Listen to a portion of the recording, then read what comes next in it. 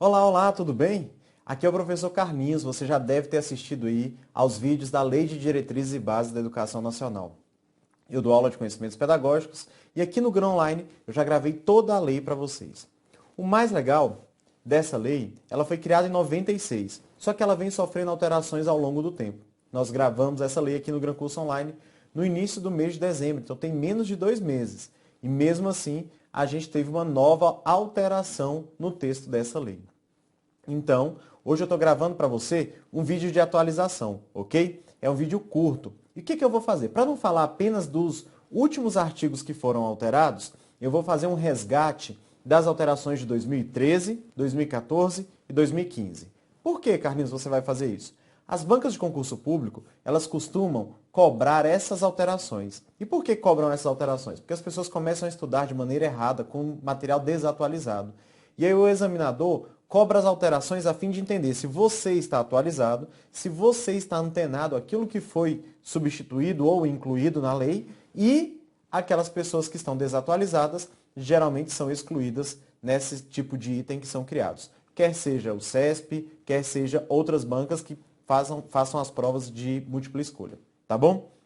Então você não vai ter dúvidas aí. A gente fez o vídeo de alteração da LDB.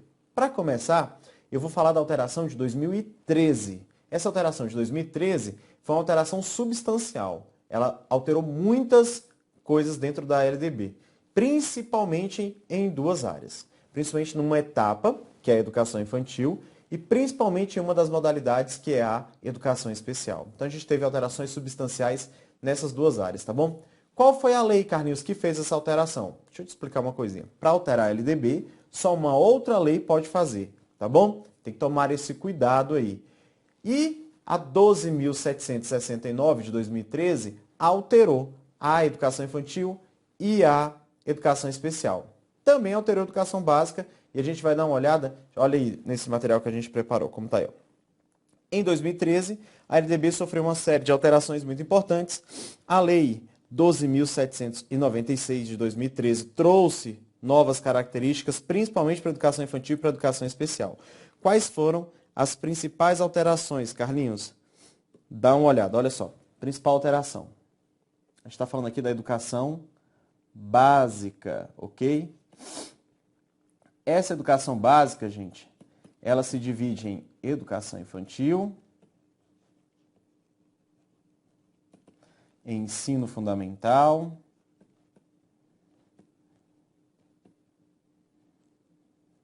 e o ensino médio, ok?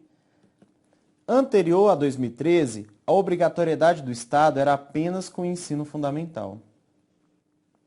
Já com o advento da lei que fez a alteração, 12.796, a gente vai ter como obrigatoriedade do Estado a oferta da educação básica. E a oferta da educação básica quando, Carlinhos? Olha só que legal. Dos 4 aos 17 anos. E ele descreveu onde que vai ter que ter essa alteração. Ela vai atender a quem? Ela vai atender a pré-escola, vai atender aos alunos também do ensino fundamental e ainda vai atender aos alunos do ensino médio, ok? Esses aqui são os alunos onde a oferta é obrigatória,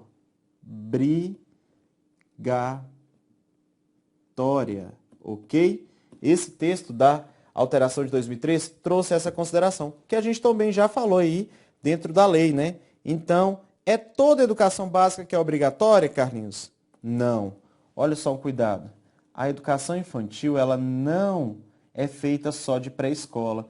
Na educação infantil eu tenho a creche e tenho a pré-escola.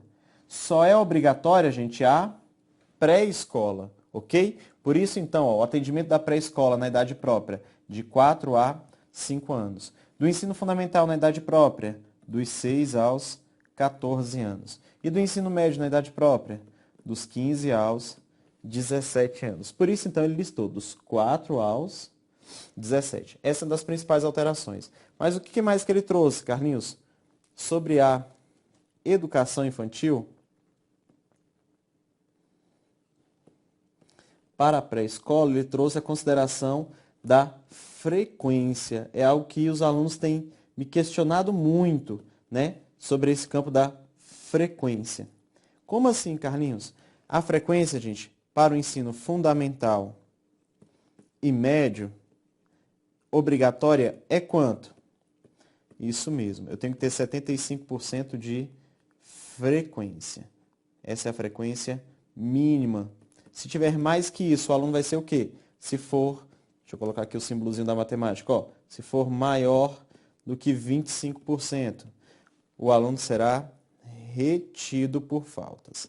E aí, então, ele veio e trouxe a frequência aí ligada à educação infantil à pré-escola. Olha só, a frequência é de 60%. Mas aí aqui é importante lembrar, sem fins de retenção. Por que, Carlos, sem fins de retenção? Porque na educação infantil não existirá retenção, ok? Não pode ter essa consideração. E sobre a educação especial? Olha aí, educação especial. O que ele trouxe de consideração, Carlinhos? Ele Tá vendo? Gente, eu passei. Vamos lá que eu vou abrir a tela branca de novo para falar só da educação especial, tá bom? Sobre a educação especial. Sobre a educação especial. O que ele alterou, Carlinhos? Dizia assim, ó. Portadores de necessidades especiais. Esse texto não existe mais. E o que existe agora na lei? Carlinhos, o que está escrito agora? O atendimento à educação especial é para os alunos com deficiência, os alunos com transtorno global do desenvolvimento, TGD, e ainda os alunos altas habilidades ou superdotados. Então, este texto é o texto agora que aparece quando ele trata da educação especial. Onde que ele trata, Carlinhos? No artigo de número 58, no artigo de número 59, no artigo de número 60. Eles também foram listados no artigo de número 4º, que teve bastante alterações, ok? Senhores, em 2015 foi criado um outro artigo. A última é a alteração de dezembro, criou o 59A. Daqui a pouco a gente vai falar sobre ele, tá bom? Então, olha para mim.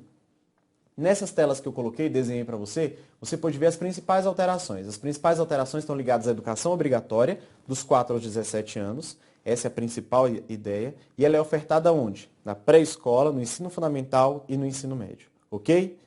Lembrando, ela é gratuita quando, Carlinhos? Ela é gratuita sempre. Se for em estabelecimento público, ela é gratuita sempre. A oferta obrigatória que só se inicia na pré-escola, no ensino fundamental e se encerra no ensino médio. Tá bom? A educação infantil, então, ela teve uma nova caracterização, você vai poder observar lá, principalmente no artigo de número 28 da LDB, você vai a partir do artigo 28, você vai ver a nova caracterização da educação infantil, que é a etapa inicial e preza pelo desenvolvimento pleno dos indivíduos, e ainda a educação especial, que a gente teve a substituição do termo dos alunos com deficiência, portadores de necessidades especiais. O termo agora nasce e é outro, né? Alunos com deficiência, transtorno global do desenvolvimento, os superdotados e altas habilidades. Tá bom? Esse é o novo termo aí que está na LDB. Essa alteração foi de 2013, já começou a ser cobrada em provas. As que mais têm caído, senhores, as que a gente precisa que você esteja mais atento são as de 2014 e 15. A de 2014 é qual, Carlinhos? Dá uma olhada lá. Em 2014, a gente teve 3 alterações. Olha só, a Lei 12.960, a Lei 13.006 e a Lei 13.010 de 2014. Todas elas foram alterações substanciais, alterações pequenas, tá bom? As alterações aqui foram pequenas na LDB, pequenas. E tratam entre o artigo 26 e o 28 da LDB, tá bom? A gente vai ver eles pontualmente aqui. Mas olha para mim, essas alterações, no vídeo que você já assistiu, elas já estavam compiladas. A única que não está é a última de 2015. Aí eu vou falar pontualmente qual é, mas essas já estavam. Estou apenas relembrando, tá bom? Vamos lá. Olha só, artigo de número 26, que trata dos currículos, tá bom? O artigo 26 trata dos currículos de educação infantil, ensino fundamental e de ensino médio. Aí eles vão falar da base comum, que é feita em todas as áreas e ela é complementada por uma parte diversificada. Isso aqui é o caput do artigo. Não foi alterado, tá bom? Não foi alterado. Eu apenas coloquei para você se situar. O que foi alterado foi isso aqui, que foi incluído, ok? E aí, então, vamos dar uma olhada. Foi incluído o quê? Um novo componente curricular. Deixa eu escrever até com outra cor aqui para você ficar espertinho, não se perder, tá bom? Foi incluído um novo componente curricular. Qual é esse componente, Carlos? Português, matemática? Não, senhores. É o componente curricular da exibição de filmes de produção nacional. Beleza? Exibição de filmes de produção nacional. Esses filmes têm qual carga horária, Carlinhos? Carga horária mínima de 2 horas, ok? Então, eles terão que ser apresentados por no mínimo 2 horas, o quê? Mensais. Tá bom? Piadinha para você não esquecer mais. Olha aí, olha aí, olha aí. Você não vai esquecer mais. A gente está preparando os filmes, tá bom? A sugestão que a gente vai dar vai ser a seguinte. Tropa de Elite para os alunos da educação infantil. Bicho de 7 cabeças para o aluno do ensino médio. E Bruna Surfistinha para os alunos do ensino... Bicho de 7 cabeças para o fundamental e Bruna Surfistinha para o ensino médio. Tá bom? Pensa aí a produção nacional como está. É brincadeira, mas existem muitos bons filmes na produção nacional, tá bom? Que podem ser usados. E aí nasce esse novo componente como forma de incentivo à cultura. Essa é a lógica de criação desse parágrafo 8º que você deu uma olhada aí. No mesmo artigo, a gente vai ter o parágrafo 9º, tá bom? E o parágrafo 9º, ele nasce, gente, a partir da lei da Palmada. Lei da Palmada. Né, que foi conhecida como a lei do garoto Bernardo, né, que foi assassinado pela madrasta e pelo pai, né, possivelmente, eles são os indiciados aí por esse crime. E aí ele trouxe que deve ser conteúdo, né, para as crianças do ensino fundamental, da educação infantil e do ensino médio. Olha que legal, a violência contra a criança e os adolescentes. Esses conteúdos aqui, a lei da Palmada então será conteúdo. E como que é esse conteúdo? Ele vai ser trabalhado de forma obrigatória? Não. Deve ser trabalhado como tema transversal. Deve ser parte de todas as disciplinas e deve compor a educação básica nacional. Tudo que se tratar aqui deve ser construído a partir de quem? Do ECA, com material e distribuição adequada. Então, vou observar qual material foi produzido para fazer o trabalho disso em sala. Então, a lei da Palmada, a violência contra a criança e adolescente, também é alteração de 2014 e a gente precisa estar atento. Então, aqui é novo componente curricular, novo componente, a gente vai tratar aí como essa ideia, tá bom? E aqui é novo conteúdo. Não esquece das duas coisas, são diferentes, tá bom? Para complementar, vamos aí. O 28 diz assim, ó, esse aqui também é a última das alterações, tá bom? 28, parágrafo único. O 28, parágrafo único é a alteração. O 28, caput, estava lá, eu só trouxe para que a gente lembre, tá bom? Ele vai tratar da oferta para as populações rurais e o que vai ser adequado às populações rurais. E o que foi incluído? Foi incluído o parágrafo único. Esse parágrafo único traz que ideia, Carlinhos? Esse parágrafo único fala assim, ó, que o fechamento de escolas do campo, escolas indígenas ou escolas quilombolas deve ser precedido de manifestação do órgão consultivo. Então é assim, ó, quero fechar. Quem quer fechar, Carlinhos? O município quer fechar. Então ele vai ter que fazer o quê? Solicitar um parecer do órgão normativo. Precisa ser ouvido o órgão normativo que trata de educação naquele espaço, tá bom? Geralmente os órgãos normativos dos sistemas de ensino são os conselhos de educação, tá bom? Que considerará a justificativa apresentada pela Secretaria de Educação, então ele vai levar em consideração a justificativa feita para esse fechamento, leva em consideração a justificativa, faz uma análise sobre o impacto que isso vai trazer e vai ainda escutar a comunidade. Depois que ele fez tudo isso, então ele emite o parecer. Emitiu o parecer, então eu posso voltar para cá e entender. Fecha ou não fecha? Beleza? Vai fechar ou não? Então, para fechar, primeiro, solicita o parecer do órgão normativo. Ele escuta a justificativa da Secretaria de Educação, vê os impactos que isso vai causar, escuta a comunidade, emite um parecer, e esse parecer ele vai autorizar ou o fechamento ou não. Tá bom? Tranquilo? Olha para mim.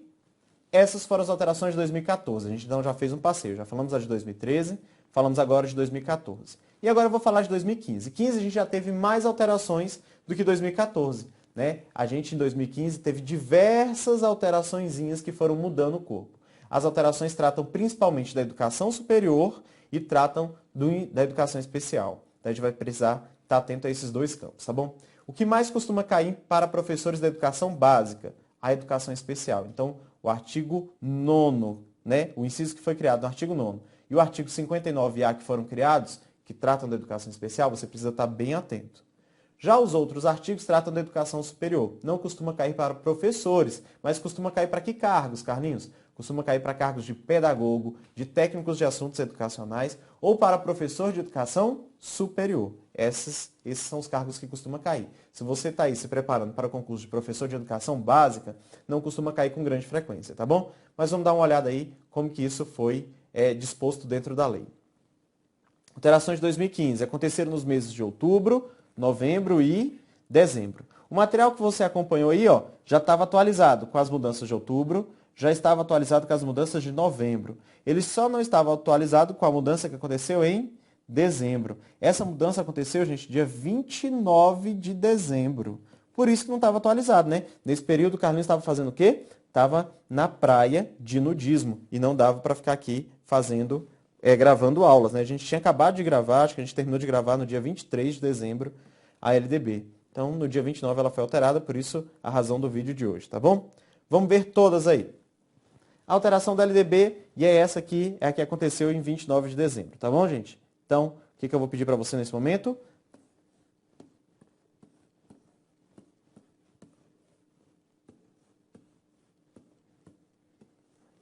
Atenção.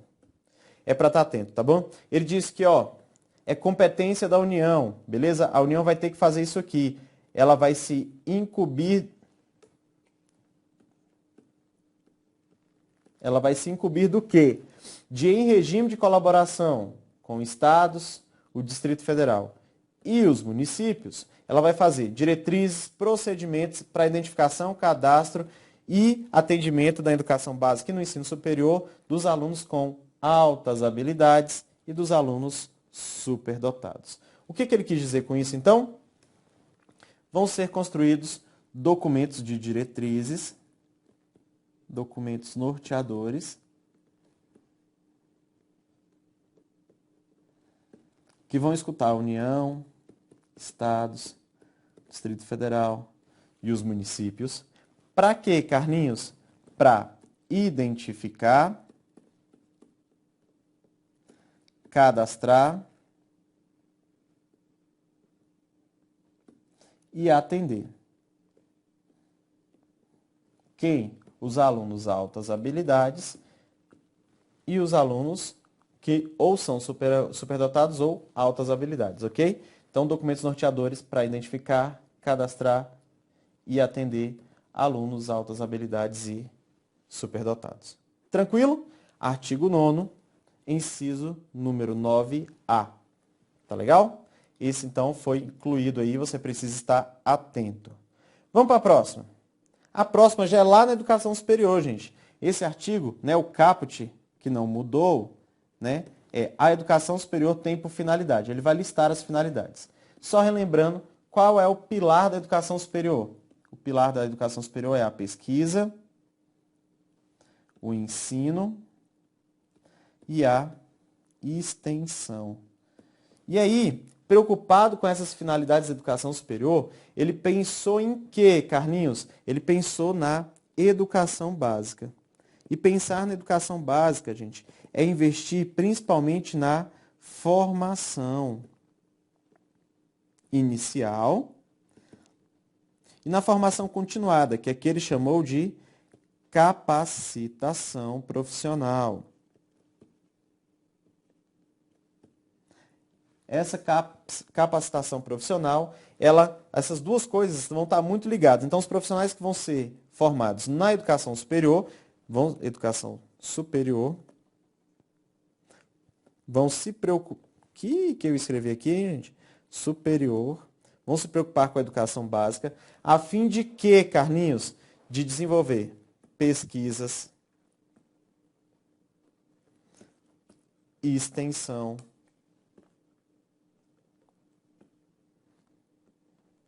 A fim de aprimorar tanto a educação básica quanto a educação superior. Então, olha só, é a educação superior se preocupando com a educação básica. Se preocupando com quem? Com o profissional que vai chegar lá e se preocupando com o profissional que já está lá. Beleza? E aí vai dar a eles o campo de pesquisa e o comprometimento com a sociedade. As pesquisas e a extensão vão trabalhar juntas a fim de evoluir tanto a básica quanto a superior. Essa alteração, gente, não é a de dezembro, já estava no seu material, tá bom? Artigo 44. A educação superior vai abranger os seguintes cursos e programas. Aí é uma coisa legal, tá bom? Não está dentro do corpo da lei. O que foi alterado, gente, é o regulamento, tá bom? Ele já dizia assim, ó, que os resultados seletivos para graduação vão se tornar públicos, é obrigatória a divulgação dos alunos, né? Com a ordem de classificação e o cronograma para matrícula. Então, todo mundo que fizer o processo seletivo, que geralmente é chamado de vestibular, deve ter um resultado. Nesse resultado deve ser nominal, deve ter o nome da pessoa e ainda uma ordem de classificação com prazo de matrícula. Beleza? Essa foi a lógica que está descrita lá no corpo. Mas aí apareceu um regulamento que dizia assim, ó, em caso de empates de instituições públicas, sempre vai dar prioridade àquele indivíduo que tiver renda familiar inferior a 10 salários mínimos. Ok? Esse aqui é um zelo que você vai tomar. Esse aqui é um critério de desempate. Quando eu estiver falando de vestibular, de universidade pública, um dos critérios de desempate será qual? Ter uma renda familiar inferior a 10 salários mínimos. Ou ainda, aquele que tiver menor renda familiar. Quando os candidatos já preencherem isso aqui. Então, vamos supor, tem dois aqui. Tem o fulaninho A, fulaninho B. Isso aqui ficou estranho, né? Fulaninho B. Esse aqui, a família dele ganha 11 salários mínimos. Esse ganha 10. Quem ganhou a vaga? Esse. Vamos mudar a história. Esse aqui ganha 8. Esse aqui ganha 7. Quem vai ganhar? Esse, porque ganha menor renda. Tá bom? É só esse cuidado aí, ele diz do critério de desempate. Vamos para a próxima. Aí aqui as mudanças são um pouco maiores, mas são bem tranquilas, tá bom, gente? Já dizia que eles vão ter um ano letivo. E esse ano letivo deve ser definido em calendário, que deve ter 200 dias de atividade acadêmica, excluindo o tempo reservado para os exames finais. E aí ele vai começando a falar, gente, das propagandas que são vinculadas. Ele começa a falar, então, das propagandas que são vinculadas com a educação superior, a grade curricular destes cursos e ainda o corpo docente do curso. Por quê, Carlos? Muitas vezes, os alunos não conheciam a grade curricular dos cursos que iam participar lá no ensino superior, faziam vestibular sem reconhecer essas grades dos cursos. Não conheciam o corpo docente da universidade e isso precisava ser demonstrado. As alterações do calendário escolar precisavam aparecer. Então, a legislação trouxe 3 formas disso aparecer. A principal delas é nos sites das universidades. Essas informações devem estar dentro do site da faculdade. Ainda precisam estar afixadas em local de fácil visualização dentro da universidade e nas propagandas eu preciso vincular isso. Se a universidade não tiver site, vai ter que criar site próprio para colocar essas informações, ok? Vamos ver como ficou o texto na própria lei. As instituições informarão aos interessados, antes de cada período letivo, os programas dos cursos e demais componentes curricular, sua duração, requisitos, qualificação dos professores, recursos disponíveis, critérios de avaliação, obrigando-se a cumprir essas condições e dar publicidade em 3 formas. Então, beleza. Tem que colocar qual é o programa do curso, quais são os componentes curriculares do seu curso, quais são a duração do curso, requisito, quem são os professores e a sua qualificação e as formas de avaliação, além daquilo que é disponível na faculdade. Primeira das formas, aí ele descreveu aqui, ó, em página específica na internet, no site eletrônico oficial da instituição de ensino superior. Aqui então é o site, né, sítio eletrônico, site, porque eu sou internacional, gente. Site da universidade ou da faculdade, ok? Precisa ter essas informações. Da universidade ou da faculdade, ok? Aí tem que tocar lá o quê? Tornar pública no que se refere a essa lei. Então você vai ter lá um ícone, um botãozinho escrito grade e corpo docente. Beleza? Tanto a página principal, bem como as páginas de oferta dos cursos aos ingressantes por vestibular, deve ter ligação específica com as que estão previstas nesse inciso. Então, na página do vestibular, quando for aquela propaganda, né? Página do vestibular, forma de ingresso, tem que também trazer essas informações. Caso não tenha site, deve criar a página específica para divulgar isso aqui. Se não tem, vai criar um específico que ela precisa ser atualizada. Essa página específica tem que ter a data completa da sua última atualização, para não ser um site que foi criado e deixado lá, tá bom? Então, essa página específica, esse aqui está tratando do de cima, tá bom? Só lembrando, a gente já falou um pouquinho disso. Toda propaganda eletrônica, por meio de ligação, deve ter essa informação, gente, ligada ao que está lá no inciso primeiro. Deve estar ligada a informação do curso, deve estar ligado. Se tem publicidade, deve estar ligado ao site da universidade, para que eu tenha informação de grade curricular e do corpo docente. Tem que estar em local visível na instituição e de fácil acesso ao público. As pessoas devem ver, tá bom? Então, são as 3 formas que ela deve estar disposta. Essas informações devem ser atualizadas pelo menos 2 vezes ao ano, ou semestral ou anual, de acordo com a duração das disciplinas e de cada curso oferecido. Se forem semestrais, vou atualizar no mínimo 2 vezes. Se for anual, pelo menos 1 vez ao ano. Caso o curso tenha disciplinas de duração diferenciada, a publicação deve ser semestral. Então, é o que geralmente acontece. A publicação pode ser feita, ou deve ser feita 1 mês antes, e deve constar da data, para que todo mundo saiba quando foi atualizado. Caso haja mudança na grade ou do corpo docente até o início da aula, eles devem ser comunicados sobre as alterações. Antes desse prazo, né, de 1 mês aqui, eu tenho que informar os alunos. Quais informações devem constar? Lista de todos os cursos da instituição, as disciplinas que compõem a grade de cada curso, a identificação dos professores que vão ministrar a aula, sua titulação, dizendo da sua qualificação, e o tempo de casa. O tempo de casa, né, é o tempo que ele atua naquele espaço, de forma total, contínua ou intermitente. Estava aqui, foi demitido, voltou, recontratado. Essas informações todas devem constar da página da universidade ou da faculdade. Olha para mim. A gente está acabando. Falta só mais um artigo, tá bom? Esse artigo, ele foi da lei que trouxe alterações em 29 de dezembro. Então, não tinha no seu material ainda. Fica atento. Foi um artigo que foi criado lá na Educação Especial. É o artigo de número 59A. Dá uma olhada aí, ó. O poder público deverá instituir cadastro nacional dos alunos de altas habilidades e superdotação. Então, lembrando, isso aqui está dentro da Educação Especial. Os altas habilidades de superdotação matriculados na educação básica e na educação superior, a fim de fomentar a execução de políticas públicas destinadas ao desenvolvimento pleno da potencialidade desse alunado. Aí, parágrafo único. Ele ainda disse que a identificação precoce desses alunos, os critérios para serem atendidos no caput desse artigo, as entidades responsáveis pelo cadastramento, que vai ter um sistema de cadastro, né? Os mecanismos de acesso aos dados do cadastro, as políticas de desenvolvimento e potencialidades deste aluno, todas vão ser definidas em regulamento próprio. Então, ainda não foi disciplinada. Ainda não foi disciplinada. Ok? Então, o regulamento vai fazer as formas que estão previstas, tanto aqui no 59, quanto lá no artigo 9º, tá bom? Que a gente teve a inclusão também. Olha para mim, olha para mim. Você precisa estudar com material atualizado. Você precisa acessar a LDB da melhor forma. Muitos livros são feitos com a LDB. Só que como ela é uma lei que sofre diversas alterações, você quase sempre está estudando com um livro desatualizado. Então toma cuidado. As questões de prova também são desatualizadas. Então você tem que tomar cuidado e, quando você pegar o gabarito, questionar se aquele gabarito está tratando de algo que foi modificado, incluído, ou se ele está tratando de questões que se mantêm na lei. Então é bem interessante que você pegue material próprio e atualizado. Qual o melhor lugar para pegar LDB de maneira atualizada? Dá uma olhada aí no material para você ver. No site do Planalto, planalto.gov.br. Esse aqui é o endereço completo. Se você clicar nesse endereço, você vai direto para a LDB, tá bom? Você pode pesquisar no Google e acessar sempre o endereço do Planalto, tá bom? Ela sempre está atualizada lá. Qualquer atualização aparece lá. Então, fica com Deus. Esse foi o nosso vídeo de atualização da LDB, tá bom? Você já tinha estudado toda a lei, isso aqui é apenas para você se atualizar.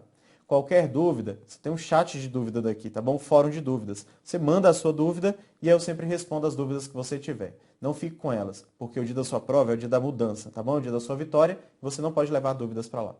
Um forte abraço, gente. Tchau, tchau.